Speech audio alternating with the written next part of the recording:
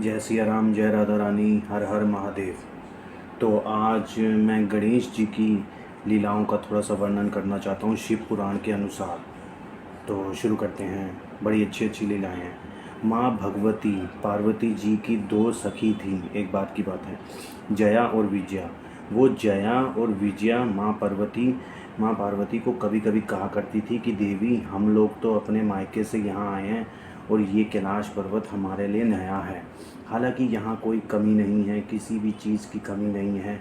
यहाँ पर बहुत गण हैं जो हमारी सेवा में रहते हैं, परंतु हमारा कोई पर्सनल गण नहीं है जो सिर्फ हमारी ही बात माने।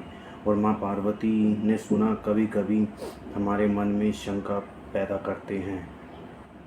माँ पार्वती ने सुना तो शंका पैदा करते हैं, ना बाहरी लोग करते हैं। दूसरों की बात में आकर अपने संबंध नहीं खराब करने चाहिए। जया और विजया ने कहा, एक तो हमारा गण हो जो हमारी ही बात माने।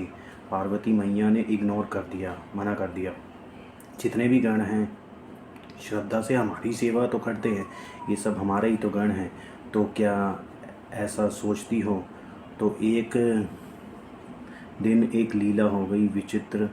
माँ पार्वती ने नंदी को कहा कि मैं स्नान कर रही हूँ, तुम अंदर किसी को आने मत देना। तो माँ भगवती पार्वती जी स्नान करने चली गई। ये स्नान करने के लिए गई, उसी समय बाबा भोलेनाथ आ गए।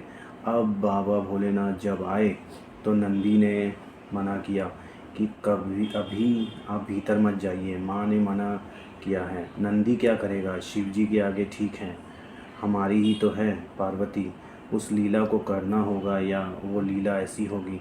तो शंकर भगवान उस समय भीतर कंदरा में चले गए जहाँ माँ भगवती स्नान कर रही थी। उस समय जब माँ भगवती स्नान कर रही थी, वो वस्त्र बदल रही थी, तो अचानक वो शिव को आते देखकर संकोच में आ गई।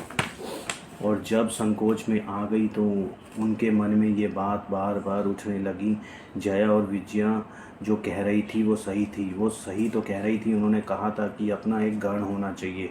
आज अगर मेरा गण होता तो पति देव को भीतर नहीं आने देता, और अगर पति देव भीतर नहीं आते तो मुझे ये संकोच नहीं होता।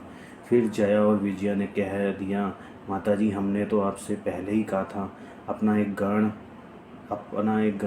अपना अपना ही होता है। तो माँ पार्वती को यह बात जच गई कि एक गण होना चाहिए।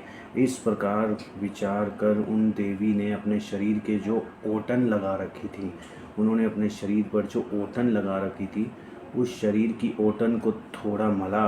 और जब वो ओटन को मला, तो जब उन्होंने वो ओटन को ऐसे मला, तो वो ओटन में से, शरीर के उस ओटन में से सर्व लक्षण संपन्न शरीर के सभी अवयवों से सर्वथा निर्दोष समस्त सुंदर अंग वाला एक विशाल सर्व शोभा संपन्न एक महाबली पराक्रमी पुरुष निर्माण हो गया। पार्वती जी ने उसे नाना प्रकार के अनेक वस्त्र प्रकार के अलंकार उत्तम आशीर्वाद प्रदान कर दिए।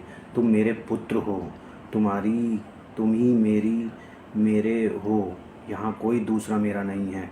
इस प्रकार कहे जाने पर उस पुरुष ने माँ पार्वती को नमस्कार किया।